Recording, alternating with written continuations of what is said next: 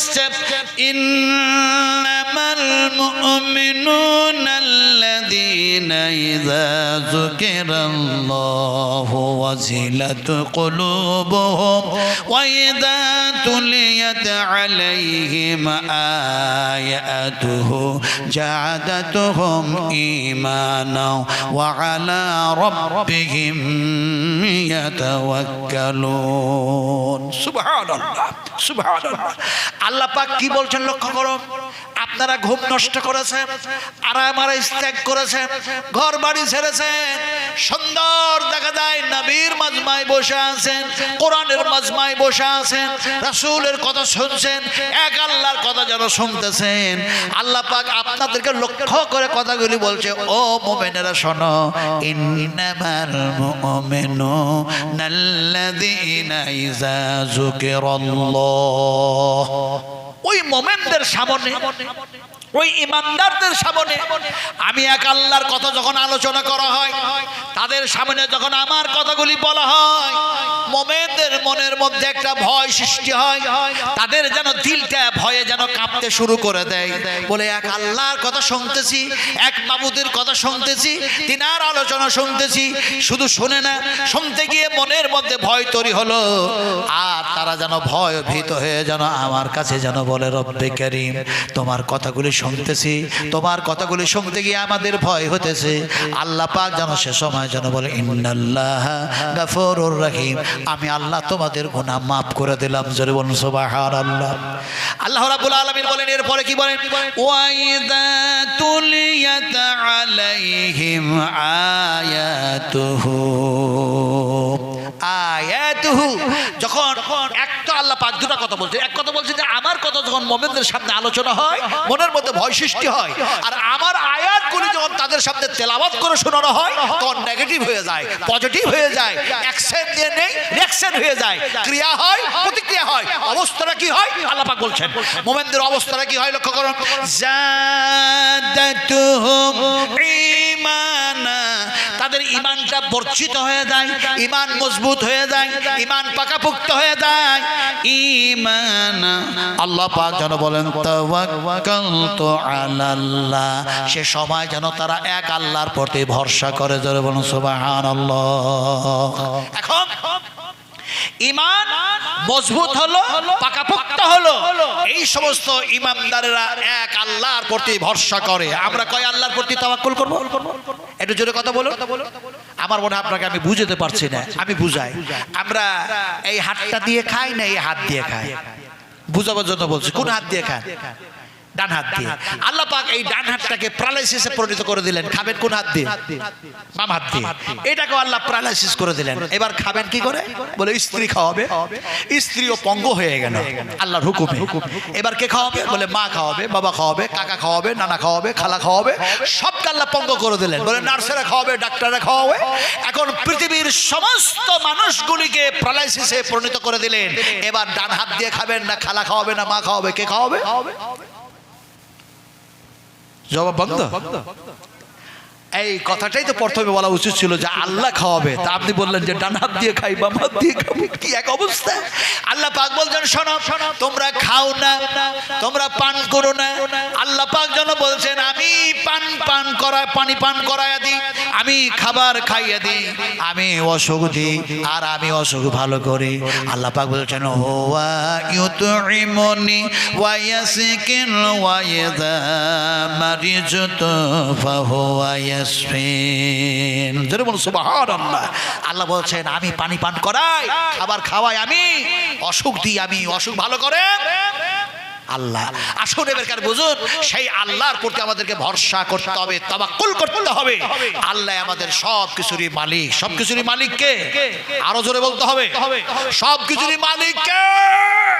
জোরে বলি নারে তাকবীর। আরো জোরে বলি নারে তাকবীর। সমস্ত সবকিছুরই মালিক যিনি, তেনার সপক্ষ আকাশে জমিনে কেউ নাই। জোরে বলুন সুবহানাল্লাহ। এবার আয়াতটার তরজমা করেছি, এর তাফসীর করি, শুনুন ভালো করে, বিশ্লেষণ করি। আল্লাহ রাব্বুল আলামিন বললেন, এক তো আমার কথা শুনতে শুনতে তাদের মনের মধ্যে ভয় হলো, দ্বিতীয় যেন আয়াত তেলাওয়াত করতে গিয়ে দুইটা জিনিস এক হয়ে গিয়ে তাদের ঈমান মজবুত হয়ে গেল, পাকাপোক্ত হয়ে গেল। আল্লাহ সুবহানাহু ওয়া তাআলা যেন ঈমানের কথা আলোচনা করলেন। কিন্তু ঈমান কি জিনিস? ঈমানের রং কেমন? কালো না হলুদ না সবুজ না হোয়াইট, কি যেন রং? এই ঈমানটার লম্বাই কতটা, চওড়াই কতটা? বুখারী শরীফের মধ্যে হাদিস এসেছে, আল্লাহর নবী বিশ্ব নবী তিনি বয়ান করছেন সাহাবা کرامদের সামনে, জোরে বলুন সুবহানাল্লাহ।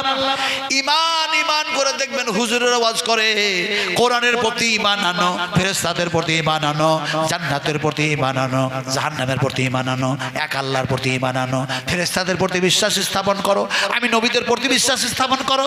কিন্তু ঈমান ঈমান করে ওয়াজ করা হয়, ঈমান কি জিনিস বুঝি না। রাসূলুল্লাহ যেন ঈমান বুঝাচ্ছেন, শুনুন জোরে বলুন সুবহানাল্লাহ। সাহাবা کرامদের সামনে রাসূলুল্লাহ সাল্লাল্লাহু আলাইহি ওয়াসাল্লাম যখন কথা বলতেন সালাতের পরে, নামাজের পরে, আল্লাহর হাবিব যেন একদিন দেখা যায় ডান দিকে সালাম ফিরালেন আর বাম দিকে সালাম ফিরালেন। ফজরের যেন সেটা নামাজ ছিল, জোরে বলুন সুবহানাল্লাহ। কিসের নামাজ? ফজরের নামাজ। আসসালামু আলাইকুম ওয়া রাহমাতুল্লাহ, আসসালামু আলাইকুম ওয়া রাহমাতুল্লাহ। সালাম দিলাম কাকে? বলুন কাকে? আমার ডান দিকে বাম দিকে ফেরেশতা আছে, তেনাদের সালাম দেওয়া হলো। রাসূলুল্লাহ বলছেন তোমাদের মধ্যে যাতে ভায়াচারি তৈরি হয়, মহব্বত তৈরি হয়, তোমাদের মধ্যে যাতে ভ্রাতৃত্ব ভাব তৈরি হয়, তোমার ডান দিকে বাম দিকে যে মুসলমান আছে তাদের প্রতি আল্লাহর রহমত বর্ষিত হয়ে যাক, আমি রাসূলুল্লাহ এই যেন শিখালাম তোমাদেরকে, জোরে বলুন সুবহানাল্লাহ।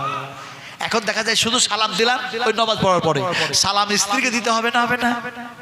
মাকে দিতে হবে না, হবে না? বোনকে দিতে হবে না, হবে না? এখন দেখা যায় মারে সালাম দিই না, খালাকে সালাম দিই না, বোনকে সালাম দিই না। আপনারা যারা বসে আছেন বলুন তো, স্ত্রীকে সালাম দেন না, দেন না? হ্যাঁ দিই না তো? ইয়া আইয়ুহান নাসু আবসুস সালাম ওয়া আতিমুত তাআম। রাসূলুল্লাহ সাল্লাল্লাহু আলাইহি ওয়াসাল্লাম বললেন তোমরা সালাম দেওয়া দিয়ে করো, এক অপরকে খানা খাওয়াই খাওয়াই করো, তোমাদের মধ্যে আল্লাহ যেন ভ্রাতৃত্ব ভাব তৈরি করে দেবেন, জোরে বলুন সুবহানাল্লাহ। কিন্তু নবী সাহেবকে শুধু এই কথা বললেন? নবী বললেন যে তোমার স্ত্রীকে ভালোবাসো, মহব্বত করো, খবরদার মেরো না। আল্লাহ রাসূল যেই কথা বললেন যে মেরো না, আপনারা তো কোনদিন স্ত্রীকে গাল টাল দেন নাই? হ্যাঁ মারেননি তো? মারেন নাই? সব মনে হচ্ছে আসামের মতো বসে আছে।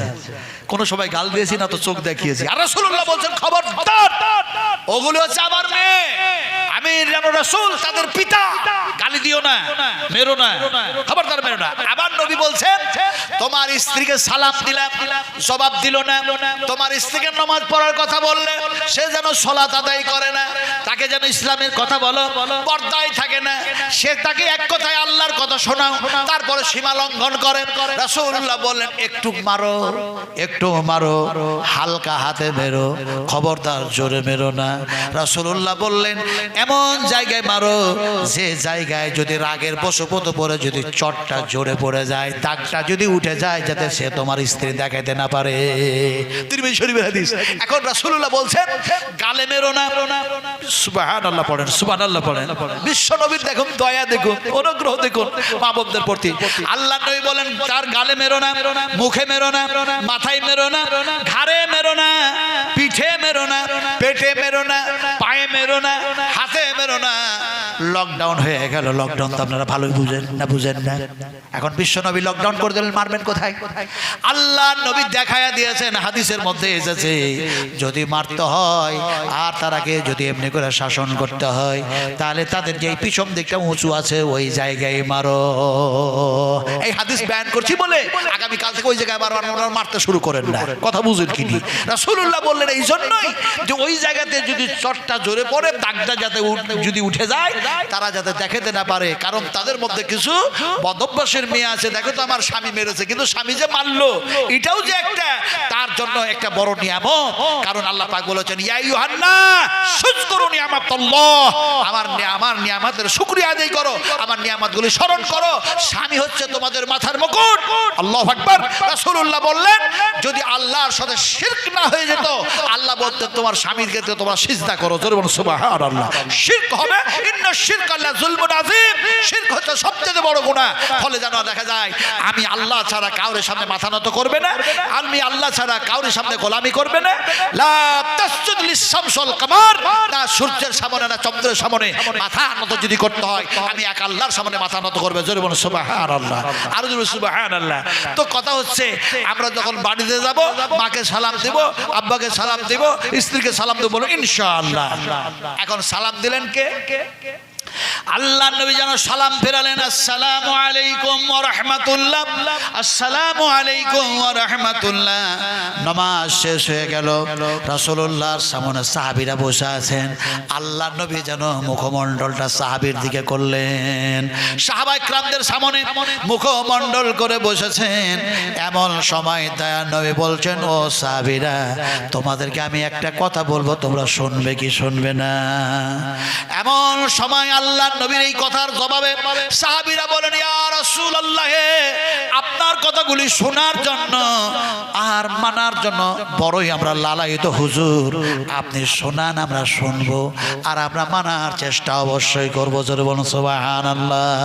রাসূলের কথা যেমন সুন্দর ছিল, সাহাবায়ে কেরামদের জবাব তেমনই ততটা সুন্দর ছিল। জোরে বলুন সুবহানাল্লাহ। এখন জবাব এইভাবে দিলেন, আল্লাহর নবী বললেন, তবে শোনো, আজকে ঈমান সম্পর্কে তোমাকে শোনায়। আমি রাত্রির বেলায় আমি রাসূলুল্লাহ ঘুমিয়েছিলাম। জোরে বলুন সুবহানাল্লাহ। আল্লাহর হাবিব বলছেন ঘুমিয়েছিলাম, শুয়েছিলাম, শুয়ে থাকা অবস্থায় যেন আমি স্বপ্ন দেখলাম। হাদিস শরীফের মধ্যে এসেছে নবীদের স্বপ্নটাও হচ্ছে এক ধরনের ওহী বলা হয়েছে। জোরে বলুন সুবহানাল্লাহ। এখন দেখা যায় নবী বলছেন আমি ঘুমিয়েছিলাম, এমন সময় দেখি আমার সামনে দিয়ে একটি মানুষ যেন পেরিয়ে চলে যাচ্ছে। দেখলাম যেন দেখা যায় তার হুলকুম থেকে নিয়ে সিনা পর্যন্ত নয়, নাভি পর্যন্ত একটা সাদা কাপড় লম্বা হয়ে ঝুলতে আছে। মানুষটা পেরিয়ে চলে গেল, আবার দেখি তার পিছনে পিছনে আর একজন পেরিয়ে যাচ্ছে। তার দেখলাম মাথা থেকে নিয়ে পায়ের নিচু পর্যন্ত সাদা লম্বা কাপড় যেন ঝুলতে আছে। কিছু কাপড় যেন বেশি হয়ে গেছে, মাটির ওপরে ছেঁচড়তে ধরতে নিয়ে পেরিয়ে চলে গেল। আবার আর একটা মানুষ দেখি আমার সামনে দিয়ে পেরিয়ে যাচ্ছে, তখন আমার ঘুমটা ভাঙে নাই। জোরে বলুন সুবহানাল্লাহ। ঘুমের আরবি হচ্ছে নাওম, নাওম কে মানে হলো ঘুম। ওই যে মুয়াজ্জিন আযান দেয় ফজরের সময়,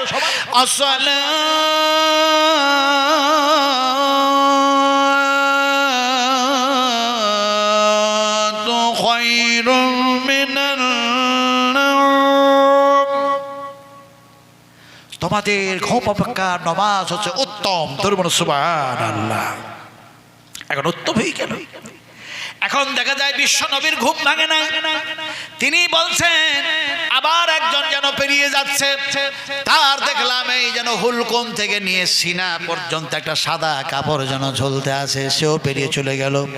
হযরতে বেলাল এমন সময় যেন আযান দিচ্ছে, আমি নবী তাহাজ্জুদের নামাজ পড়ে সেই দিন আমি ঘুমিয়ে গিয়েছিলাম। বেলালের আযানের শব্দ শুনি আমি যেন উযু করার পর যেন দেখা যায় মসজিদে নববীতে গেলাম, আর মসজিদে নববীতে আসার পরে আমি সালাত আদায় করলাম, তোমরা আমার পেছনে সালাত যেন আদায় করলাম। এরকম তিনজন মানুষকে স্বপ্নের মাধ্যমে দেখলাম।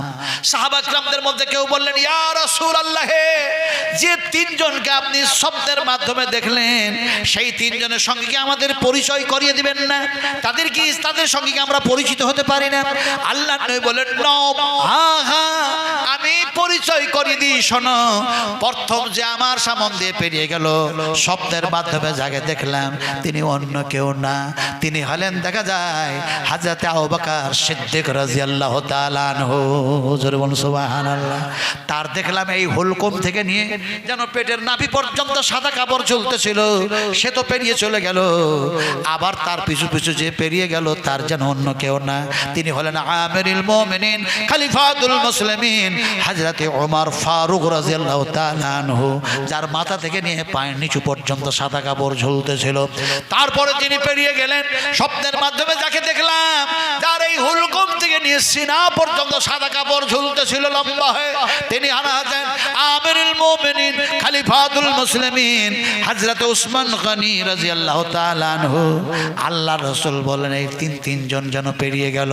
সাহাবা একরামেরা অনয় বিনয় করে বলছে, ইয়া রাসূলুল্লাহ, এরা তো মাশহুর, এরা হলো মারুফ সাহাবী, এরা হলো জান্নাতি মানুষ।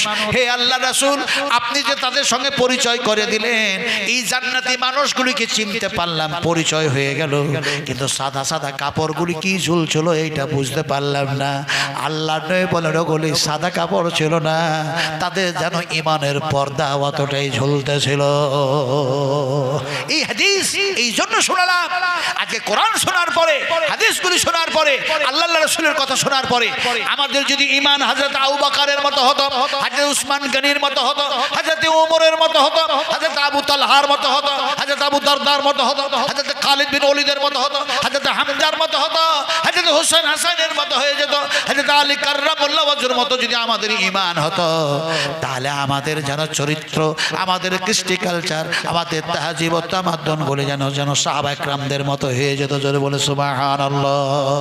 যাতে করে আমাদের সমস্ত আচার আচরণগুলি সাহাবা একরামদের মতো হয়। এই জন্য বিশ্ব মানবের কল্যাণের জন্য আল্লাহ পাক কোরআন নাযিল করলেন। জোরে বলুন সুবহানাল্লাহ, আরো জোরে বলুন সুবহানাল্লাহ। আল্লাহ রাব্বুল আলামিন ঈমানদারকে শোনাচ্ছেন। কেউ তো বলতে পারে, হুজুর এই ধরনের ওমর, আবু বকর, উসমান গনির মতো ঈমান যেন মজবুত করে লাভটা কি? দেখেন না, অনেক মানুষ বলে, একটা প্রবাদ বাক্য আছে, লাভে লোহা বয়, বিনা লাভে বিনা লাভে তুলো বয় না। এবার ভাইরা, এই যে একটা কথা বলে, তো এখন কোরআন শুনবো কেন, হাদিস শুনবো কেন, নামাজ পড়বো কেন, রোজা রাখবো কেন, হজ করবো কেন, তাসবিহ কেন পড়বো, মিলাদ মাহফিলের আয়োজন কেন করবো, জালসা জুলসির আয়োজন কেন করবো, হুজুরদেরকে কেন ডাক দিব, এই নানা কিছু মানুষের মনের মধ্যে প্রশ্ন জাগতে পারে। আল্লাহ তার উত্তর দিচ্ছেন, জবাব দিচ্ছেন কোরআন দিয়ে। জোরে বলুন সুবহানাল্লাহ।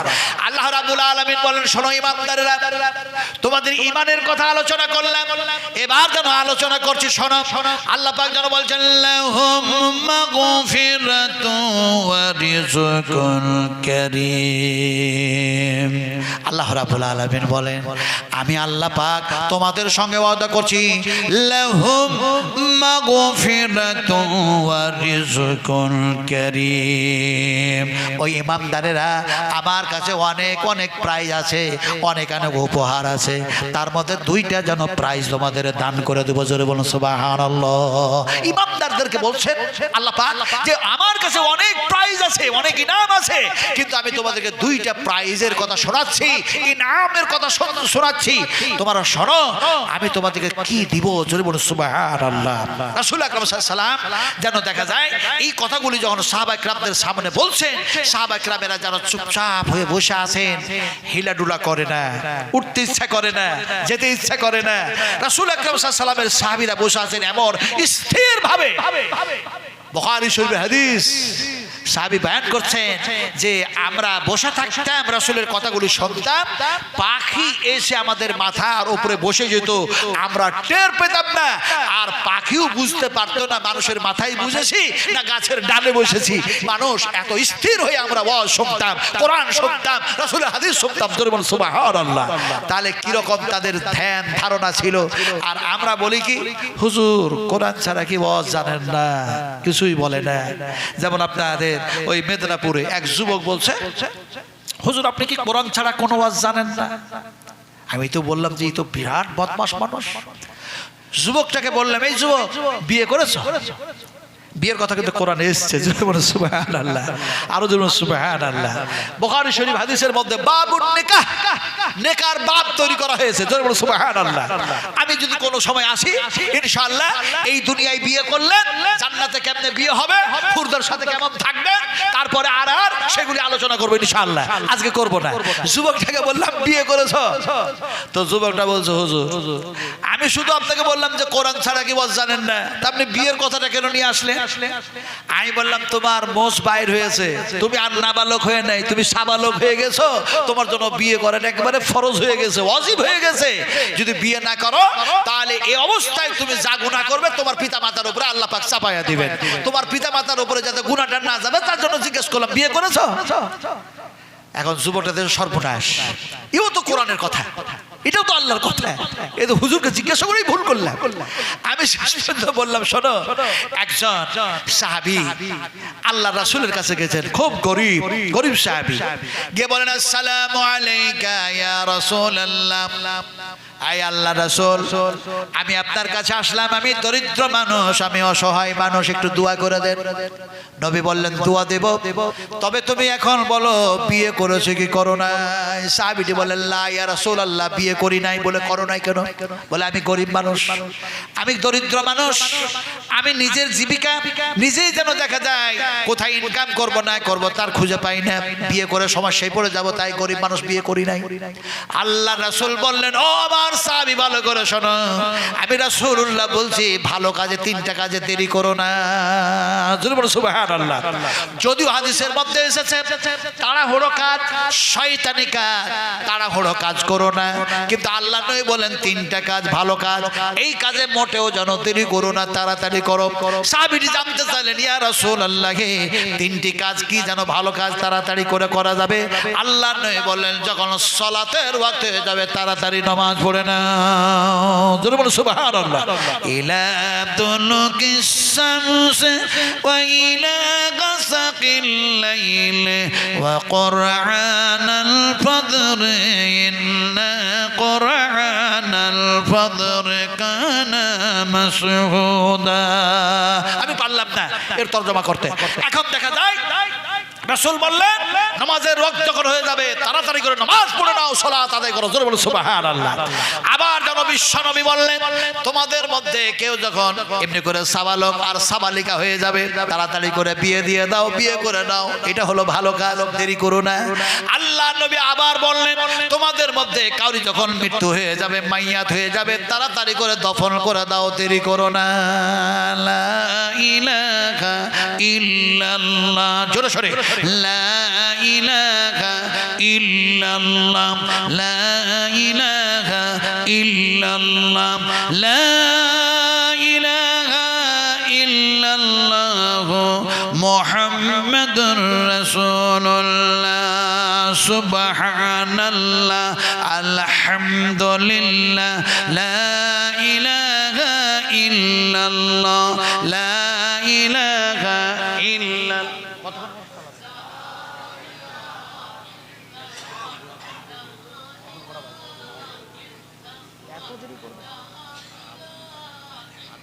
ঠিক আছে, এটা জোরে সরে বলেন লা ইলাহা ইল্লাল্লাহ, লা ইলাহা ইল্লাল্লাহ মুহাম্মাদুর রাসূলুল্লাহ।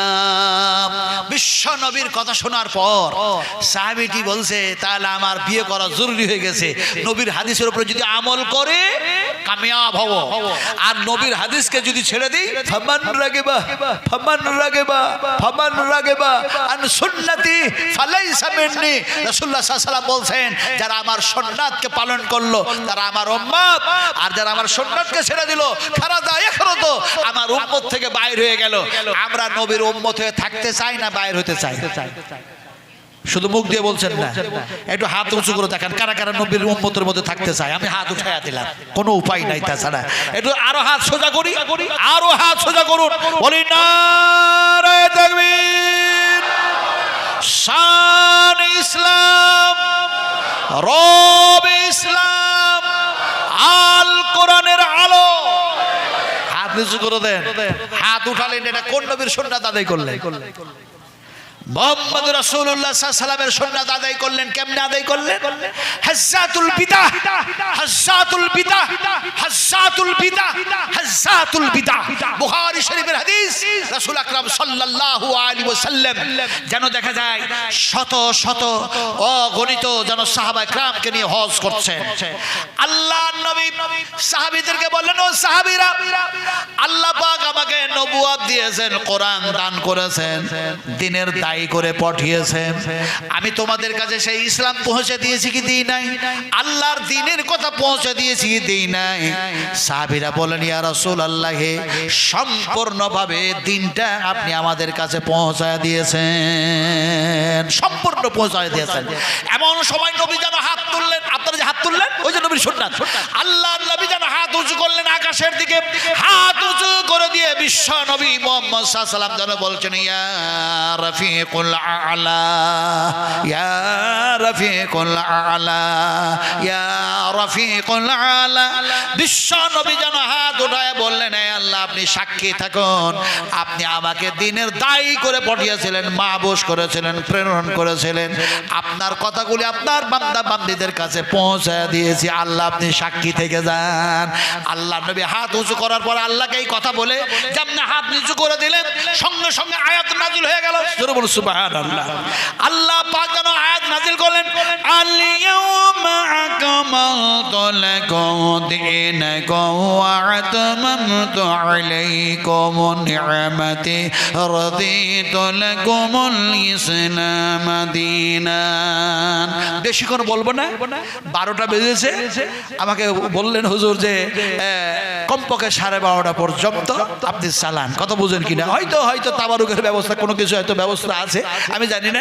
ওনারা বলছেন যে হ্যাঁ তাই বলছেন, আমি যদিও একটু আইডিয়াই বলছি, উনি বলছেন ব্যাপারটা তাই।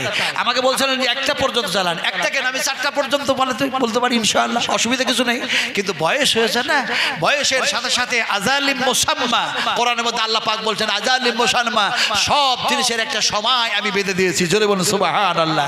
সূর্যের একটা সময় আছে, চন্দ্রের একটা সময় আছে, তারকার একটা সময় আছে, এমনি করে আসমানের একটা সময় আছে।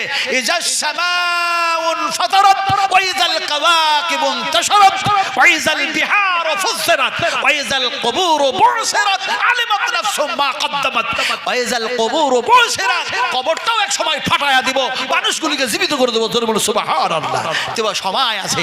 আমি আপনাদের সামনে সেই বক্তৃতা করছি না যে আপনারাকে সারা রাত পর্যন্ত বসায় রাখবো, যেহেতু আগামী কাল প্রোগ্রাম আছে, তারপরের দিন আছে, তারপরের দিন আছে, তারপরের দিন আছে, প্রতিদিনের জন্য প্রোগ্রাম। আমার ভাইরা শোনা টুরা শুধু কথা বলতেছিলাম, আমার মাদ্রাসা যে আছে দেখছেন না, সরকারের কি অত্যাচার, আমাদের যেন ঝাড়খণ্ডের মুখ্যমন্ত্রীকে অ্যারেস্ট করেছে, আর তিনি তাদের উপরে কেস করেছেন। এখন ইডি দেখা যায় ভয়ে ভীত হয়ে বলছে কেসটা উইথড্র করতে হবে। হেমন্ত সোরেন বলেছে উইথড্র হবে না, কথা বুঝেন কিনা আমার ভাইরা। আমরা হিন্দু, মুসলিম, শিখ, পাঞ্জাবি সমস্ত মিলে হচ্ছে 50%, 50, আর আদিবাসীরা ওরা সম্পূর্ণ হচ্ছে 50 থেকে 55%, কথা বুঝেন কিনে। ফলে যতই কেটলিওয়ালা চেষ্টা করুক যে আবার ক্ষমতায় ঝাড়খণ্ডে আসবো, বিজেপি সরকার ক্ষমতা কায়েম করব, এটা তার দ্বারাই সম্ভব হবে না, আল্লাহ না চাইলে। যদি বলুন সুবহানাল্লাহ, আরো যদি বলুন সুবহানাল্লাহ। কথা ভালো করে বলতেছি, সারা কোরআনের পিছনে শত্রুতা করে নবীর দুশমন, তারাকে আমরা মুমিন অ্যাকসেপ্ট করতে পারি না। এই জন্যই পারি না, আল্লাহ নিষেধ করেছেন, আল্লাহ নিষেধ করেছেন, আল্লাহ নিষেধ করেছেন। ইয়া আইয়ুহাল্লাযীনা আমানু লা তাত্তাখিযু আদুব্বি ওয়া আদুওয়াকুম। আল্লাহ পাক যেন বললেন, ও মুমিনেরা, যারা আমার দুশমন তারা হলো তোমাদের দুশমন, যারা আমার দুশমন তারা হলো নবীর দুশমন। ফলে তারা তোমার যতই বন্ধু হোক, তাদের সাথে তোমরা হাত মিলায়া নিও না। জোরে বলি নারে তাকবীর, আরো জোরে বলি নারে তাকবীর। আইন পাস করেছে, সুপ্রিম কোর্ট থেকে আইন পাস করেছে, যেটা কি এই যে আপনাদের ব্রিকেটের মাঠে গীতা ফিতা কি যেন পাঠ করালো, কথা বুঝেন কি না। এখন দেখা যায় গীতা হতে পারে এমনি করে যেন তাদের ধর্মের কোনো একটি পুস্তক, তাতে আমার কোনো আপত্তি নেই, কিন্তু এখানেই আপত্তি। ও বলেছে সিলেবাস চেঞ্জ করে দেওয়া হবে, তার মানে এটা যেন হবে হিন্দু রাষ্ট্র, আর দেখা যায় সিলেবাস হবে হিন্দু মতবাদে।